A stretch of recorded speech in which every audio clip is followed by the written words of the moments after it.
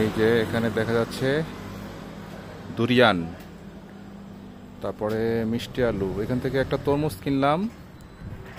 তরমুজের দাম নিল বাংলা টাকায় কনভার্ট করলে 240 টাকা হবে একটা। এটা বালির একটা পাহাড়ি এলাকা, নর্থ বালি। সেখান থেকে তরমুজ কিনলাম। এটা একটা রাস্তার পাশের একটি দোকান। এই যে উনি আমাদের জন্য তরমুজটা কেটে আমাদের দিবে, তারপরে খাবো। তারপরে কেমন মিষ্টি হয় খাবো, তারপরে দেখাবো।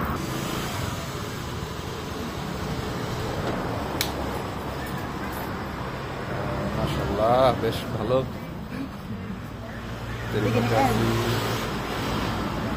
ভালো, অনেক লাল দেখা যাচ্ছে, মিষ্টি।